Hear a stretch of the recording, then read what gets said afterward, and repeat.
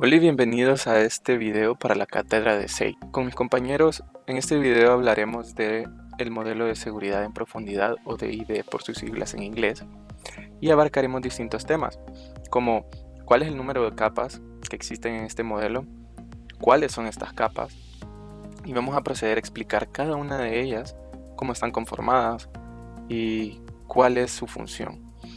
Además de esto, vamos a mostrar herramientas de seguridad que abarcan cada una de estas capas, herramientas que son comerciales y de uso libre. Y por último, vamos a pasar a explicar en qué consiste OWASP y explicar cómo se compone. Pero entrando en materia, ¿cuántas capas tiene este modelo? Este modelo está conformado por 7 capas. Están englobadas de este modo y van de fuera hacia adentro. Estos son los datos que queremos proteger básicamente, que también son parte de este modelo. Y comenzamos con las políticas, procedimientos y la concienciación y educación. También después de esto va la capa física, luego la capa perimetral, la de red, la de host, la de aplicación y, como mencionaba antes, los datos que queremos proteger. Entrando en la primera capa, que como mencioné es la capa de políticas, procedimientos, concienciación y educación, esta es la capa más externa del modelo y está conformada, como bien lo dice, por las políticas y procedimientos que rigen las prácticas de seguridad dentro de una empresa. Así también está incluida la concienciación, la parte de educación hacia los empleados de estas prácticas. Y lo que pasa es que aunque la mayoría de personas no aprecian la parte documental de qué es lo que se debe y no se debe hacer, estas políticas y procedimientos tienen un propósito importante, y es que la seguridad es responsabilidad de todos y que todos estén sabedores. Tiene un propósito a futuro, que es el de evitar muchos problemas que pueden evitarse sabiendo estas cosas. Entonces, ¿cuál es el propósito de esta capa? Bueno, hay varias razones para crear e implementar políticas y procedimientos. Podemos mencionar que establecer los requisitos necesarios para prevenir o minimizar los accesos no deseados o accidentales y que esto pueda dañar la tecnología o la información de la empresa. También proporcionar pautas para mejores prácticas de seguridad y comunicar también la importancia de seguridad de los datos a todos los empleados. También establecer salvaguardias mínimas o satisfacer las normas de la ley. Pero ¿qué elementos debe tener una buena política de seguridad? Bueno, tiene que tener propósito, tiene que estar bien fundamentada, saber para qué es. Su alcance debe de ser entendible y saber hasta dónde se va a tocar con esa política o procedimiento. Debe de estar bien definida, con sus siglas, debe de estar bien conceptualizada y con sus temas, tener sus normas de aplicación y de cumplimiento. Tiene que revisarse históricamente, tiene que tener una forma de revisión continua también para poder actualizarla y tener también marcados cuáles son las políticas y procedimientos relacionados a cada una de estas. Evidentemente también tiene que tocar la información de contacto de quién es el responsable en cada parte, en cada procedimiento, en cada función. Y pues dentro de los temas que deben de abarcar estas políticas y procedimientos, pues tenemos los roles y responsabilidades de cada miembro del personal. También cómo se maneja la información confidencial o sensible.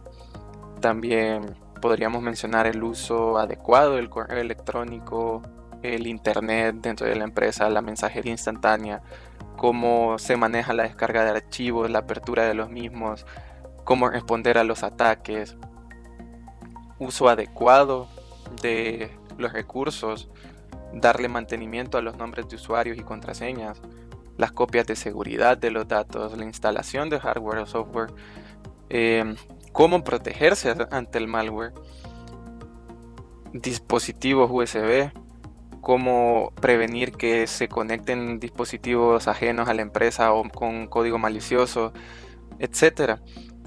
Estos son algunos de los temas nada más, pero hay una infinidad de temas. Y esta es la parte en la que se fundamenta o se categoriza qué se debe, cómo se debe hacer, quién lo debe hacer en cada momento.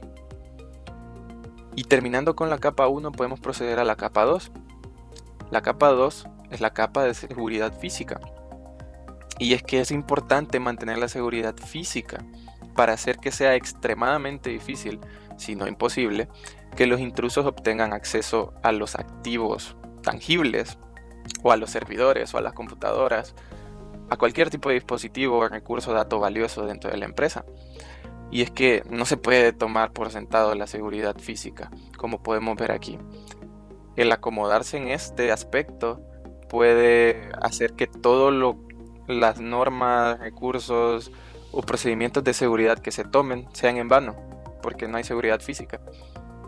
Y pues el propósito, como mencionaba anteriormente, es eso: hacer extremadamente difícil o imposible que se obtenga acceso a los recursos físicos.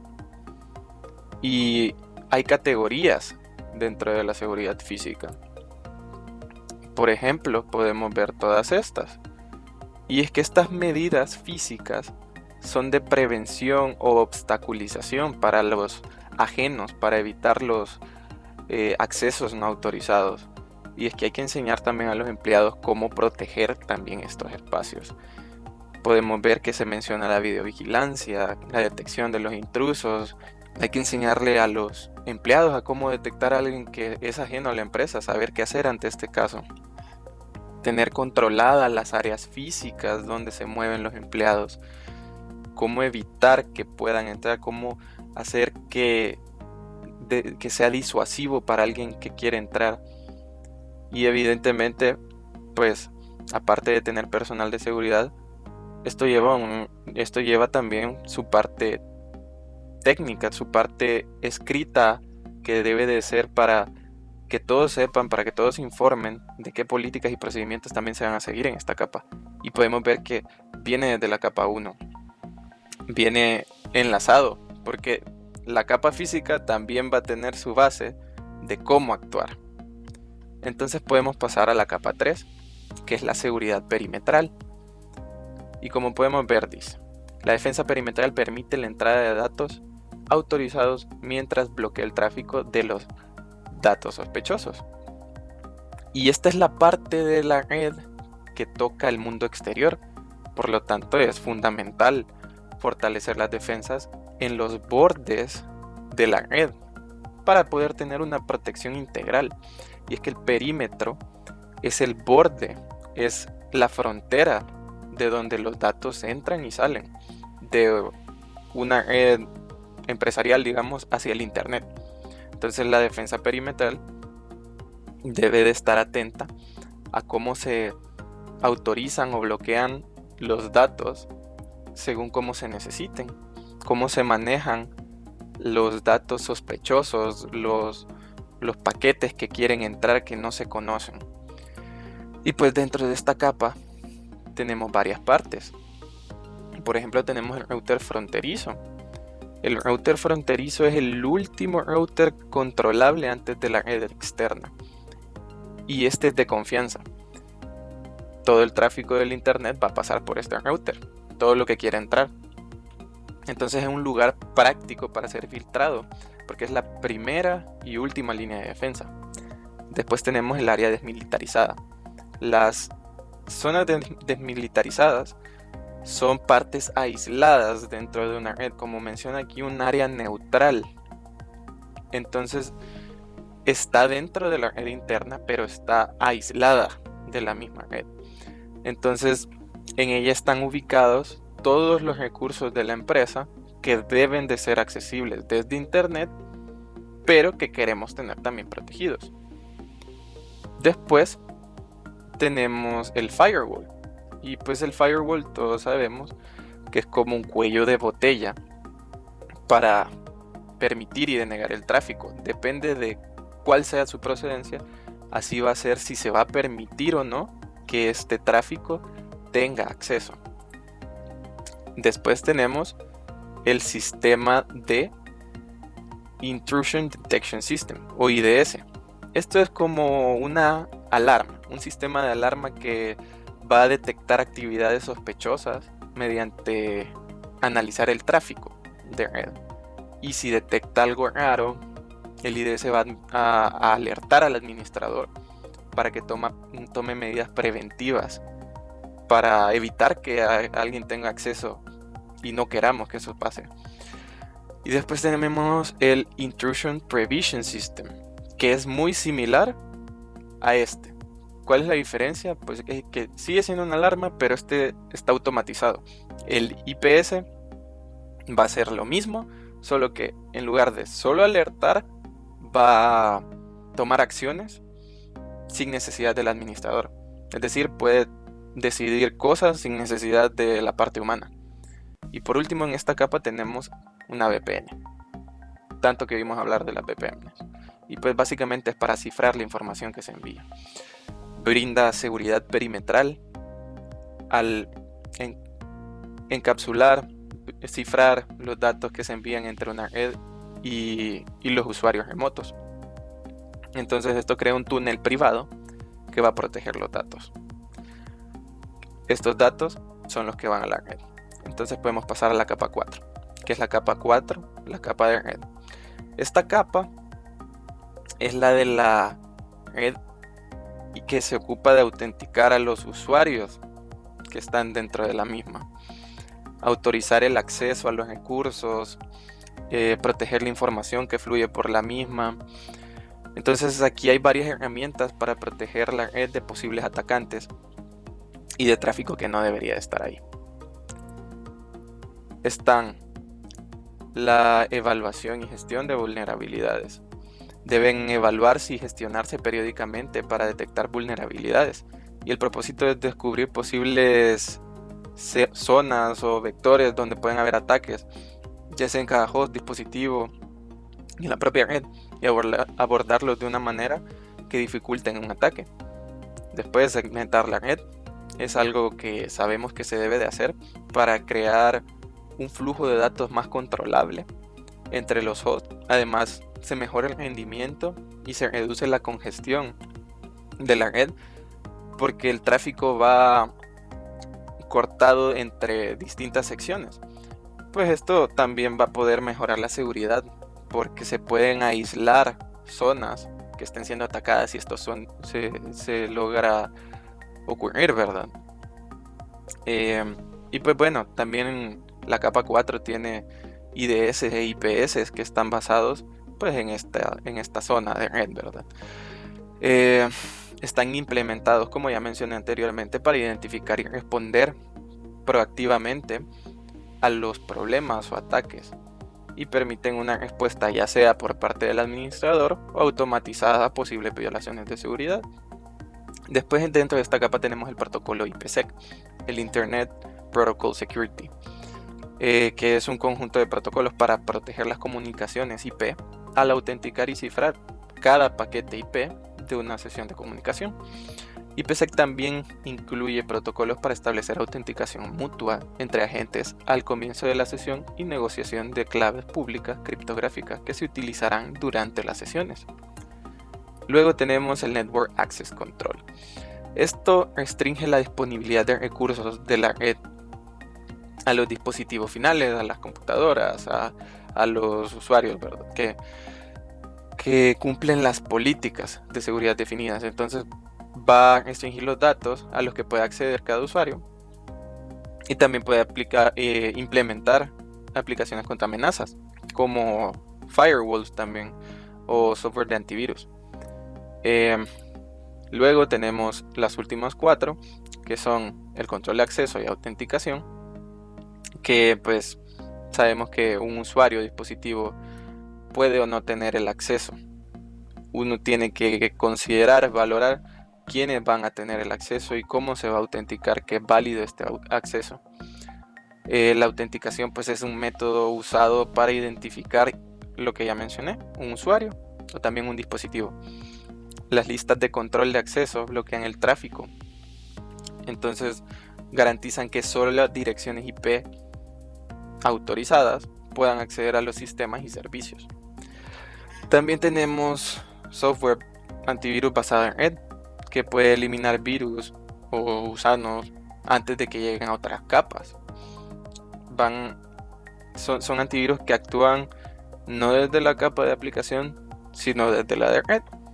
También tenemos el cifrado de la comunicación. Y pues se deben defender las comunicaciones y se puede hacer de 3 maneras. Se puede hacer un enlace encriptado para que un tercero no pueda ver el contenido mientras se transmite. Se puede construir un enlace encriptado para que los datos no se puedan modificar mientras estén en tránsito, sin que se detecten las modificaciones, ¿verdad? O sea, si alguien intenta modificar, esto se va a notar en este tipo de cifrado. Y por último, también se puede construir un enlace encriptado para asegurar la identidad de quien emite la información. Y por último, el monitoreo y análisis de la red. El flujo del tráfico de la red se puede analizar para determinar patrones o identificar riesgos potenciales. Esto se puede hacer a través de los paquetes que se envían y escanear los puertos o el seguimiento de cosas que no son normales. Analizar el comportamiento dentro de la red, detectar las amenazas y ponerlas en cuarentena. Así el tráfico no autorizado no va a provocar problemas, no va a provocar pérdidas de información. Con esto termino la capa 4 y puedo dar paso a la capa 5, que es la seguridad del host. Y pues sabemos que un host es cualquier dispositivo, computadora, servidor, que tiene una dirección IP. Una dirección IP única, que está conectada a otras máquinas a través de una conexión a internet. La seguridad en esta capa es especialmente desafiante porque estos dispositivos están diseñados para realizar múltiples tareas e interactuar con múltiples aplicaciones. Esto todo al mismo tiempo, ¿verdad? Entonces la evaluación y gestión de vulnerabilidades del host debe ser muy proactiva, tiene que hacerse constantemente. Esto se puede hacer también con IDS e IPS que cada vez van basados en la capa que estaban, porque teníamos la capa 3, la capa 4 y la capa 5. Las 3 capas hasta este momento tienen IDS e IPS que están basadas en esta capa. Son alarmas que están a cada nivel. Como dije, los IDS e IPS pueden tomar acción, ya sea con un administrador o de manera automática, sea el caso que sea, ya sea con el IPS o el IDS o IPS respectivamente. También tenemos el control de acceso y autenticación en esta capa. No solo se debe de autenticar dentro de la red, sino dentro de los hosts, dentro de los dispositivos. Se debe de autenticar quién está usando el dispositivo, no solo quién está dentro de la red, porque puede ser que alguien entre a la red desde un dispositivo no autorizado o no autenticado. También hay en esta capa también firewall o antivirus basados en host, no en red sino que en host. También se pueden hacer control de puertos, pueden bloquearse el acceso a ciertos puertos para que el tráfico en desde estos hosts no sea posible. Y evidentemente una parte muy importante pues es el control de registro y la auditoría. Se deben de auditar los hosts constantemente para evitar problemas a futuro. Luego de esto, de la capa de host, de la seguridad en el host, tenemos la capa 6, la capa de aplicación, seguridad de aplicación, que está enfocada en mantener seguras las aplicaciones que están dentro de los hosts. Como vemos, cada vez vamos más profundo, como lo dice el modelo. Y es que las aplicaciones son software que manipulan los datos. Y sabemos que los datos son el objetivo final de un ataque, de un atacante. Entonces las aplicaciones mal protegidas pueden proporcionar acceso a los datos confidenciales. Estas aplicaciones tienen que estar protegidas. Entonces debe estar presente la gestión de relaciones con los clientes y sistemas financieros para que puedan ser un objetivo menos explotable. Debe de estar todo bien protegido para evitar gente con malas intenciones, organizaciones con malas intenciones. Y algunas partes esenciales de esta capa incluyen un firewall también, pero que esté basado en aplicaciones. Como vemos, red, host, aplicación, todo debe de estar protegido. Otra cosa que se puede hacer es la validación de campos. Por ejemplo, dentro de una aplicación que, digamos, pida un código postal. La entrada aceptable que debe haber ahí deben de ser 5 caracteres numéricos por estándar, ¿verdad? Todas las demás entradas, caracteres alfanuméricos, caracteres especiales, deben de dar un mensaje de error. ¿Por qué? Porque si no se hace de este modo, la aplicación puede ponerse en un estado de default que permite el acceso a los datos, porque no sabemos cómo va a reaccionar la aplicación si no está pensado qué hacer en caso de este tipo de situaciones, porque, digamos, este campo no está protegido de este modo, puede dar acceso aún de manera accidental a los datos. También pues se puede filtrar el mismo software, las mismas aplicaciones se pueden filtrar para tener un whitelist de qué aplicaciones están permitidas dentro de los hosts para evitarnos estos problemas. Luego, por último, tenemos la capa de datos. Esta es la última capa del modelo. Es el meollo de todo esto. Es lo que quiere llegar a obtener un atacante. Los datos. Y es que los datos también deben de estar seguros. Deben de estar asegurados de manera que sean confidenciales en sí mismos. La protección de estos datos es el objetivo final de pues, casi todas las medidas que hemos hablado. De todas, si se puede decir. Y es que las estrategias de protección en esta capa deben centrarse en la encriptación de los mismos, de cómo se almacenan y cómo se transmiten estos datos. Como digo, los datos son el objetivo final de un atacante y protegerlos desde el mismo hecho de su existencia es lo más importante. Y bueno, con esto doy final a la parte de las capas y su explicación, y mis compañeros seguirán explicando el resto. Muchas gracias. Muchas gracias, Álvaro. Ahora, continuando, vamos a ver las herramientas de seguridad para las capas. Ya una vez vistas cada una de ellas, vamos a ver qué tipo de herramientas necesitan para poder efectuar su propósito o su respectiva función en cada una de estas. Como bien vemos en la imagen, vemos que cada una es una seguidilla y tenemos un aproximado de cuáles pueden llegar a ser. Es decir, pueden haber programas de aprendizaje, algunas que son más que todo para seguridad, como un tipo de bloqueo de dispositivos. Incluso podemos ver tipo de algunas cosas que ya conocemos, tipo algunas VPNs, IPsec, o incluso algún tipo de autenticación, o los más famosos, los antivirus, o incluso algo que igual podemos ir conociendo como el cifrado. Pero eso lo vamos a ir viendo detalladamente a continuación. Vamos a pasar con la primera capa, que son las directivas y procedimientos. Eso, como bien ya se ha ido explicando, en esto sobre qué consiste. La primera capa, pues se establecen herramientas que coloquen directivas, es decir, aplicar, por ejemplo, en una empresa, es decir, tener algunas políticas o procedimientos que los usuarios deben seguir de forma obligatoria. Es decir, que se deben colocar, como bien dice su nombre, colocar algún tipo de política o una especie como de reglamento al momento de que cada persona debe utilizar. Es decir, para analizar bien los recursos, para igualmente poder proteger estos y elegir igual unos responsables de cada uno de estos y evitar igualmente posibles amenazas.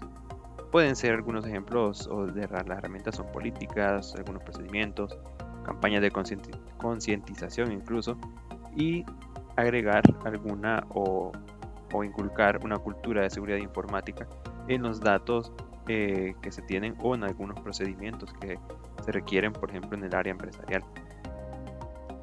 Luego, si seguimos,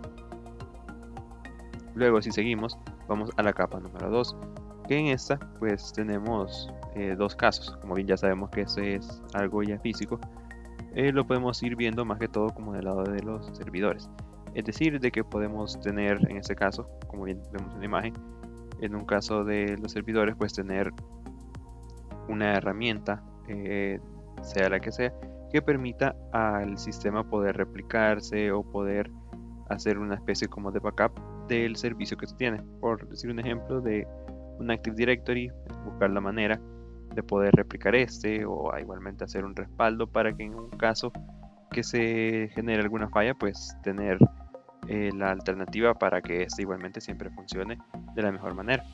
Otra podría ser incluso para el cuidado de eso son cámaras de seguridad, sensores de movimiento o incluso las mismas fotoceldas que puedan generar alguna alarma a la persona encargada de seguridad en los casos de accesos restringidos a algunas áreas, por decir un ejemplo el área de servidores, algún cuarto frío donde se encuentren algunos equipos que sean delicados o de suma importancia para una empresa en específico, pues se necesitarían este tipo de dispositivos que puedan llegar a funcionar bastante en lo que es la capa número 2. Luego pasamos a la capa número 3, donde tenemos la capa 3 de seguridad perimetral.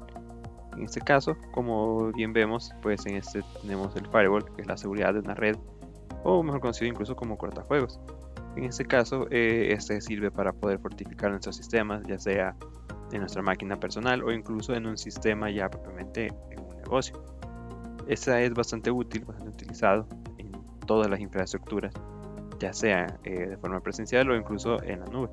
¿Esto para qué? Para poder asegurar lo que es la comunicación que se necesita dentro del entorno de red o propiamente en nuestro sistema para podernos comunicar a partir de internet y de esa manera poder colocar exclusivamente algunas políticas propiamente como de acceso hacia nuestra red o hacia nuestra infraestructura. Luego tenemos la prevención de intrusos o IPS, Intrusion Prevention System en inglés, que este es más que todo que establece un sistema de prevención de accesos no deseados que pueden generar ya sea un desastre, una infección en un entorno en específico, ya sea nuestra máquina personal o incluso en un negocio propiamente. Estas son más que todo para poder evitar igualmente que pueda introducir o pueda meterse directamente en nuestra red. Es, por así decirlo, incluso, como bien vemos en la imagen, es una forma también de ayuda, incluso para el mismo firewall. Luego tenemos, por ejemplo, las VPNs, como la gran mayoría igualmente ya conocemos.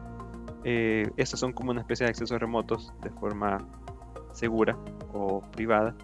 Estas pues utilizan redes, como bien se menciona en su nombre, que son privadas y virtuales. Esto para poder extender un cierto perímetro de seguridad para poder comunicarse entre ciertas sedes o tener unos accesos ya fuera de un entorno en sí, pero siempre de forma segura.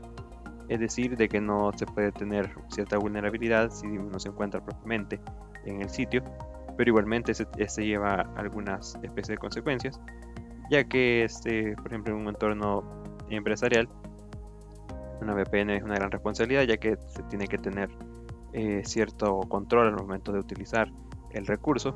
Estando fuera de casa, pues es de tener cuidado en qué acceso se pueden llegar a tener. Si bien se cuida bastante lo que es información o que la comunicación es un poco más segura, en algunos otros casos es igual de tener pendiente qué tan confiable puede ser el acceso que estoy teniendo dentro de ese acceso remoto de alguna VPN en general. Luego, si seguimos con la siguiente capa, tenemos la capa número 4, que es la de red. ¿Qué herramientas podemos tener aquí? Tenemos lo que son las Virtual LAN, o como igualmente las conocemos, las VLAN. En este caso, tenemos que esas permiten crear redes que son lógicas y son independientes. Por tanto, pues se pueden aislar un poco o solamente tengan algún tipo de conexión a internet, tener cierto tráfico, esta comparación de otra. Y estas VLAN pues no permiten algún intercambio de tráfico entre estas mismas, ya que estas igualmente son igual de seguras, no permiten el tráfico aún entre las mismas, por ende tampoco con otras que no sean siquiera VLAN. Esto igualmente para ir protegiendo poco a poco nuestro entorno de red. Luego tenemos el Network Access Control, que en este caso pues tenemos que es algo que igual da cierta seguridad, admite cierta visibilidad de la red y gestión del acceso a través de ciertas aplicaciones de políticas en dispositivos, como bien venimos mencionando, en un acceso ya más corporativo de alguna empresa. Estos pueden denegar el acceso de red a algunos dispositivos, como bien menciona, ya que puede ser que eso no cumplan ciertos requisitos que pueden estar puestos propiamente en una política. Y a partir de esto, cuando estos no cumplan con eso, pues llevarlos a un área de cuarentena y de esta manera brindarle tal vez un acceso, pero restringido según lo que sea proporcionado según la red o según cómo se ha querido colocar. De esa manera evitar que este dispositivo o este aplicativo pueda llegar a afectar propiamente el entorno de la red. Esto incluso se puede ver como en cierto sentido como en los accesos que se puedan llegar a tener entre cierto dispositivo que tal vez consume más algún tipo de páginas que son no necesarias en un entorno, por ejemplo, empresarial. Por ende, se le da un acceso ya más restringido a comparación de otro que tal vez su trabajo va más en torno a algunos sitios que si bien sí pueden llegar a ser seguros, pero que no se tienen como estandarizado dentro de la política, pero se les da un acceso completo, por así decirlo, ya que puede hacer que cumplan con las políticas que se han querido colocar de quién pueden entrar o tener el acceso completo a comparación de alguien que no lo tiene. Luego tenemos el Access Control List, que esta es otra herramienta igual que sirve para el entorno de red, que permite controlar el flujo del tráfico en algunos equipos de red, como puede ser incluso en los casos de los enrutadores o los conmutadores. En este caso, tenemos que es igual una forma para poder determinar todos estos permisos. Su principal objetivo es igualmente filtrar tráfico, permitir o denegar cierto tráfico de red de acuerdo a ciertas condiciones. También tiene alguna especie de también como de usos como adicionales, por ejemplo, algún tipo de tráfico que pueda llegar a ser importante, pues siempre va a mantener la conexión, y de esta manera igual si es alguno que no es tan necesario, puede llegar a cortar o puede llegar a separarlos por clave o por clases y gestionarlo de una forma que sea acorde a lo que se necesite. Esto igual para poder tener igual cierta cantidad de permisos dependiendo del tipo de acceso que se requiera. Esto igual se puede tener en un entorno más que todo empresarial, donde se usa bastante lo que es el entorno de red. Luego tenemos la capa 5 de seguridad del host, donde tenemos el Desktop Management. En este es un proceso como para administrar sistemáticamente todas las computadoras de una organización, sin importar el tipo que sea, es decir, puede ser alguna de escritorio o una portátil o incluso algún tipo de dispositivos que ocupa el usuario final, es decir, tablets o algún otro tipo de dispositivo. ¿Cuál es la función propiamente de esto? Es la de administrar cualquier tipo de dispositivo con lo que conocemos como iMac. No la máquina, sino que es instalar, mover, agregar y cambiar. Son las siglas de estos procesos. Igualmente la de la protección y reparación de virus y correo no deseados. Igualmente poder administrar en una especie de parches o funciones que necesiten una especie como de ayuda. Incluso puede hacer un restablecimiento de contraseñas y administración de algunos controles de aplicaciones que puedan llegar a ser no autorizados o incluso de sitios web que no se suelen visitar o que puedan llegar a considerarse un cuanto peligrosos. Luego tenemos el Patch Management. Esa es la gestión de igualmente, como lo que mencioné anteriormente, de parches de una forma como más periódica en equipos y mantenerlos siempre estos actualizados. Esto va más que todo ligado a diferentes tipos de ataques, más que todo los ataques de los ransomware. Pues eso es lo que permite, este tipo de herramientas permiten de que se tenga todo actualizado o al día. De esta manera poder evitar ese rango para poder mantener ese tipo de infecciones. Esto pues se pueden ocupar en diferentes igual equipos, tanto como en servidores o equipos que ocupa el usuario final, de tal forma de poder garantizar que la actualización siempre esté, aunque sí lleva a tener en cuenta ya que las actualizaciones, como vemos día a día estas pueden llegar a tardar mucho tiempo. Por ende, esto puede llegar a ser un desafío igualmente para este tipo de herramientas. Igualmente esto se puede hacer de manera manual, no únicamente algo que se haga de forma automática, pero igualmente es de tener en cuenta que el hacer esto de forma manual puede significar un riesgo para la empresa, ya que siempre puede estar el error humano que se puede llegar a generar algún tipo de problema a futuro. Pues siguiendo tenemos la capa 6, que esta es la de seguridad de aplicación, donde tenemos uno de los más conocidos, que es por ejemplo el antivirus, que estos son programas o son aplicaciones que nos pueden ayudar a detectar o eliminar algún tipo de virus informático. Y estos igualmente, como hemos conocido, con el paso del tiempo han ido evolucionando de tal forma que aprenden o incluso buscan de una mejor manera algún código malicioso o algún tipo de ejecución que pueda llegar a afectar alguna máquina.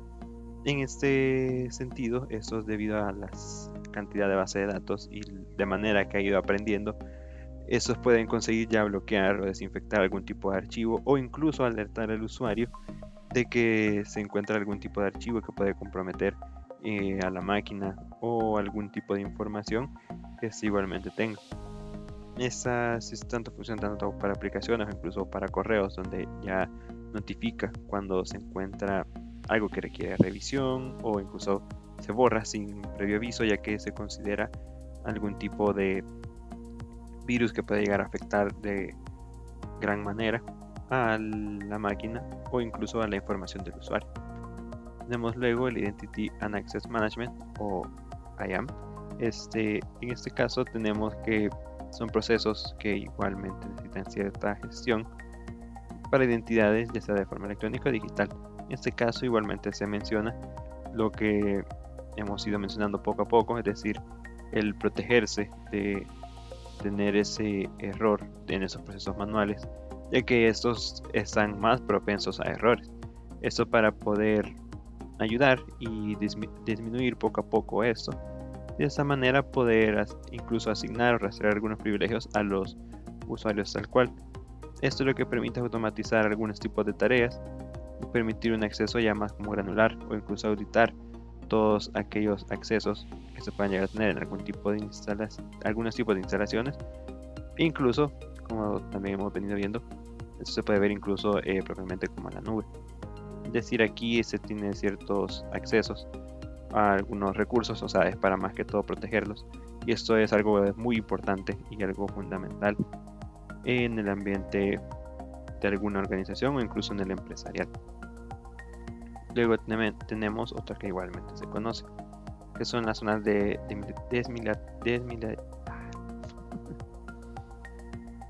la zona desmilitarizada. Estas, pues como bien se menciona, es una red que se ubica entre una red interna e igual la red externa, que generalmente todos conocemos como Internet. En este caso, esto lo que no permite es que la red interna, es decir, donde siempre se conecta, siempre se pueda llegar a tener una conexión con la red externa, pero se tenga mayor seguridad en esta misma para poder proteger ya sea algunos de intrusos que puedan comprometer la seguridad propiamente de la zona interna. Es decir, se puede salir o conectarse de manera externa, pero la red interna queda de cierta manera como protegida. Es decir, incluso la persona puede llegar a entrar, pero esta ya no podría volver a salir, ya que esto es algo que igualmente es lo que requiere. Es decir, que cualquier red externa necesitaría cierto como permiso para poder ingresar o incluso salir, en el caso que él logre ingresar de una zona de ese tipo. Luego tenemos la capa 7 de datos. En esta tenemos el Data Loss Prevention, que incluye una especie de cifrado, detección de medidas preventivas, de ventanas emergentes educativas e incluso de aprendizaje. Esto para poder evaluar las condiciones de riesgos que pueda llegar a tener un usuario, ya que aquí hablamos propiamente ya de lo que es la información. De esa manera vamos más ligados al concepto de información reservada. Es decir, que cualquier dato o conocimiento de carácter confidencial, ya sea de personal o incluso de una organización, esa debe estar lo máximo posible resguardada. Y algunos ejemplos pues tenemos como puedan ser planes de algún proyecto, algún código que se tenga confidencial, información de algunas patentes o incluso algunos correos que puedan llegar a considerarse de suma importancia.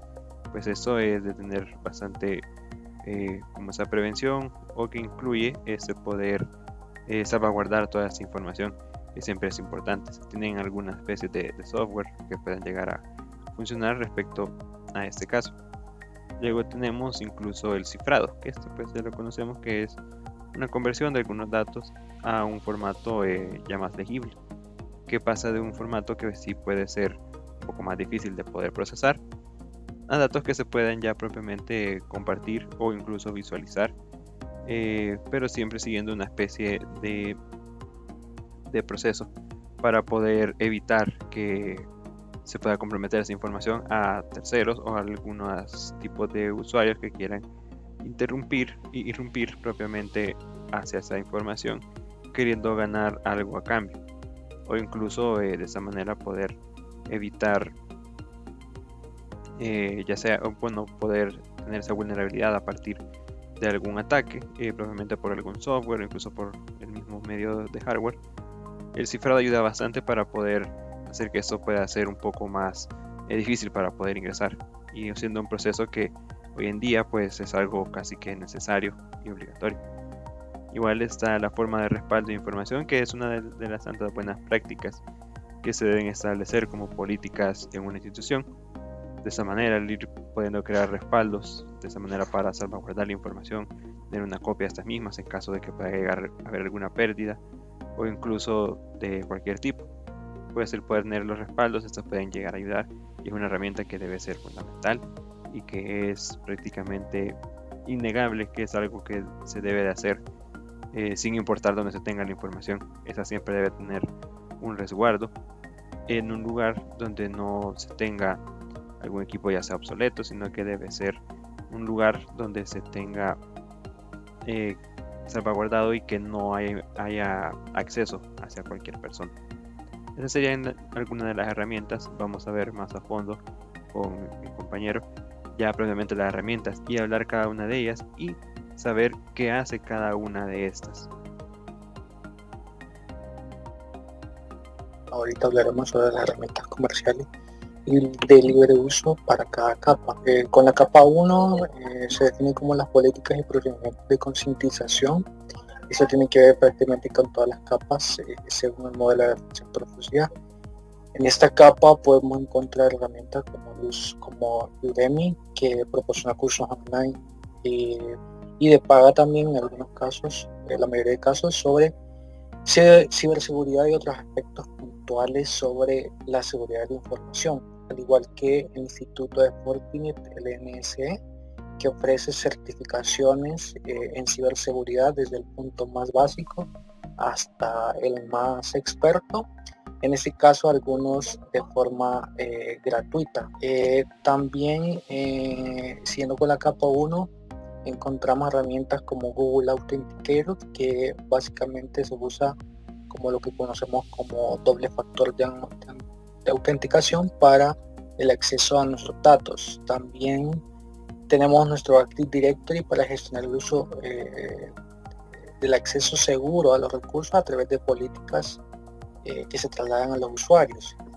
Y también el uso de VPN con VPN Express para la conexión segura y el acceso a los recursos desde cualquier parte en otra ubicación del mundo. En la capa 2, que se encarga de la seguridad física, tenemos herramientas como por ejemplo SonMinder, que es un software de código abierto para el manejo de videovigilancia tanto como para uso doméstico y comercial, así como también encontramos herramientas de ITR como XFace 100 para reconocimiento facial, utilizado más que todo para sensores de puerta, alarmas, interruptores de salida, entre otros. Y también tenemos otra herramienta como el MB20 para reconocimiento de huellas, reconocimiento facial, huellas dactilares y RFID, que se utiliza frecuentemente para el control de acceso mediante tarjetas. También existen herramientas de Comtel como las chapas magnéticas para el control de acceso del personal hacia las ubicaciones y el DVCR para el control de acceso mediante tarjeta RFID, que era lo que comentaba con tarjetas para el control de acceso. Luego, continuando con la capa 3, que consiste en la seguridad perimetral, podemos encontrar software como Indian Firewall, que es un software libre para pequeñas empresas con múltiples herramientas como antivirus, monitor de eventos, entre otros. También tenemos software como Acronis con su DLP Device Lock para monitorear y proteger la pérdida de datos en la red, además de el IDS de Google Cloud, que proporciona una detección de amenazas en la nube como software espías, ataques de comando de código abierto, entre otros. También podemos encontrar herramientas como VPN Express para la conexión segura, que ya lo habían visto en otro punto, pero también podemos aplicarla en esta capa 3, y herramientas de Cloudflare para la prevención de ataques de denegación de servicios y servicios distribuidos. Luego, siguiendo con la capa 4, que consiste en la seguridad de red, tenemos herramientas como Suricata, que es un motor de código abierto para el monitoreo de amenazas, combinado con un IDS, IPS, entre otros. Puede detectar y evaluar ataques.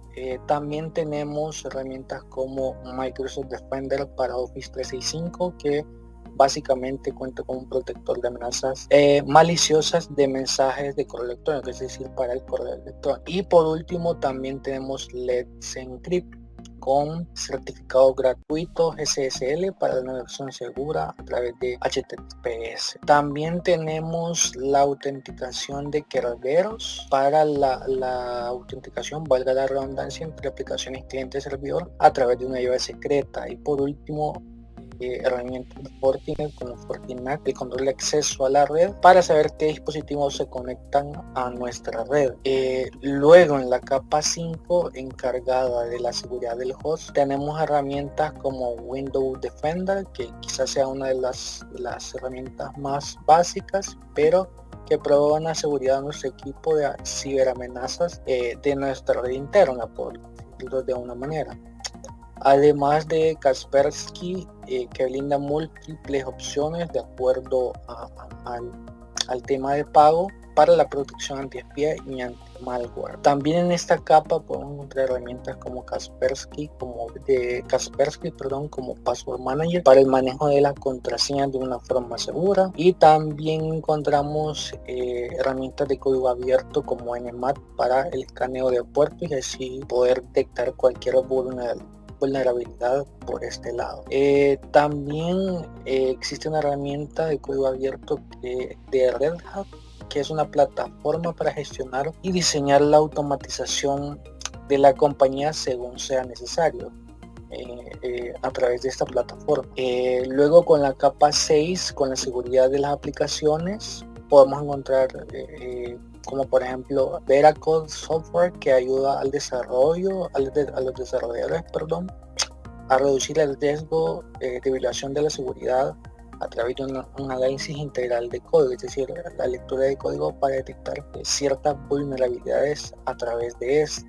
Además encontramos WAF de Fortinet como FortiWeb, que protege a todas las aplicaciones de nuestra compañía contra ataques a vulnerabilidades que puedan existir en estas. Y también tenemos de AWS el IAM, que proporciona un acceso detallado de quién puede acceder a los recursos y a qué servicios. Por último, también encontramos en la capa 6 Landware, que básicamente es una solución que permite escanear, detectar y evaluar vulnerabilidades de nuestra red, ¿verdad?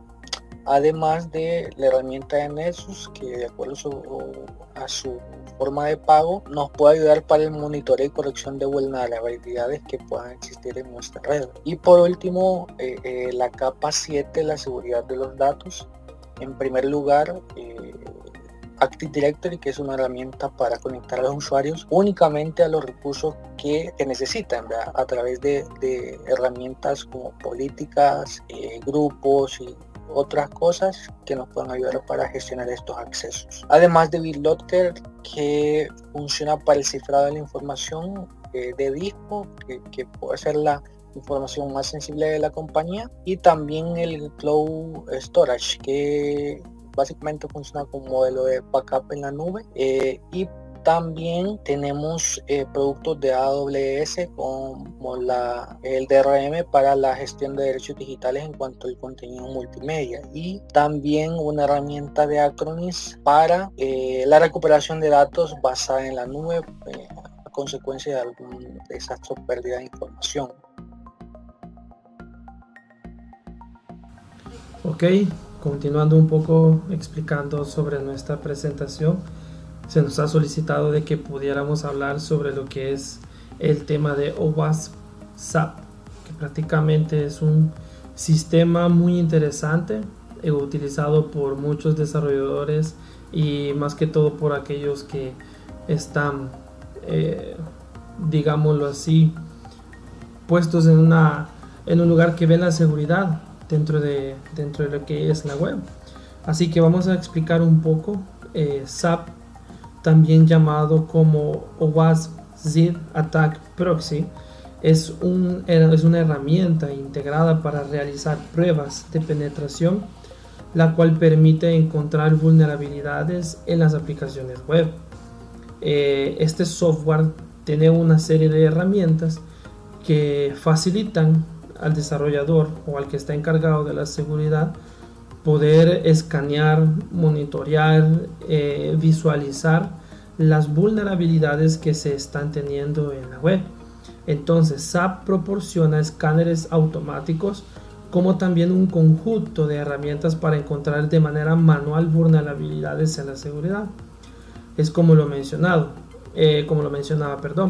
ha sido para ser utilizada por personas de diversas experiencias en la seguridad, siendo también ideal para desarrolladores y personas quienes realizan pruebas funcionales y nuevos en temas de las pruebas que son esta penetración. Ahora, ya que entre sus características más resaltantes, pues se podrían enumerar aquellas que son de open source. Se le podemos decir que es una herramienta open source, es multiplataforma, es fácil de instalar también, es completamente libre, fácil de utilizar, incluye también lo que son completas páginas de ayuda o para el sistema. Ahora, dentro de esta herramienta se derivan estas características siguientes. Podemos hablar del proxy de interceptación, el escáner automático, el escáner pasivo, hablamos de una navegación forzada, un fuzzer, puntos de interrupción, el spider y el add-ons. Vamos a explicar un poco lo que son algunos de estas características que acabo de mencionar. Cuando hablamos del proxy de interceptación, el proxy más que todo permite observar todas las solicitudes realizadas hacia la aplicación web y también todas las respuestas recibidas desde esta. Prácticamente en esta podemos visualizar todas las solicitudes que vayamos a requerir y al mismo tiempo las respuestas que vamos a dar. ¿Cómo hacen esto? Se pueden establecer los que son unos breakpoints o también llamados puntos de interrupción, los cuales permiten cambiar las solicitudes y las respuestas que nosotros vayamos a dar. Los breakpoints prácticamente permiten interceptar una solicitud del navegador y cambiarlo antes de ser enviado hacia la aplicación web a la que nosotros estamos evaluando. También se pueden cambiar las respuestas recibidas desde la aplicación web. La solicitud o respuestas serán mostradas en las pestañas que nosotros vayamos a ver de break. Entonces estas van a permitir que los campos sean mostrados o puedan ser deshabilitados. Cuando hablamos de la herramienta de explorar todas lo que hace es usar un navegador para explorar todas las funciones proporcionadas por la aplicación web. También seguir enlaces, presionar todos los botones, además de completar y enviar todos los formularios. Ahora, si las aplicaciones soportan varios roles, estas además se deben hacer esto como cada rol. Es un juego de rol que se hace para poder hacer estas intercepciones de explorar. Para cada rol se debe guardar una sesión diferente de SAP. Esto es algo bien importante en un archivo e iniciar una nueva sesión antes de empezar el siguiente. Es como se funciona esta herramienta. Ahora, Spider prácticamente lo que hace es utilizar una araña, lo podemos llamar así, una araña, y entonces encuentra URLs perdidas o que están ocultas. También se pueden utilizar los que son las arañas Ajax para mejorar los resultados y capturar los enlaces construidos de maneras dinámicas también. Continuando siempre con los que son las herramientas, podemos hablar de la navegación forzada. La navegación forzada lo que hace es escanear, utiliza un escáner para encontrar lo que son nombres de archivos o directorios que no tienen ninguna referencia y estos puedan ser solicitados o puedan haber unas respuestas de estos. El escaneo activo prácticamente es un escáner también, para encontrar vulnerabilidades que son sencillas. Y cuando hablamos de una prueba manual, la prueba manual, el objetivo es que después de haber pasado la navegación forzada, el escaneo activo, que son para encontrar vulnerabilidades más sencillas, lo que es la prueba manual hace de que se encuentren aquellas que no fueron halladas por medio de estos escáneres. Entonces es necesario siempre evaluar manualmente los procesos que nosotros hagamos al momento de buscar las penetraciones o los que son las vulnerabilidades de la web. Eso ha sido todo de nuestra parte explicando este tema. Les agradecemos por su atención. Feliz día.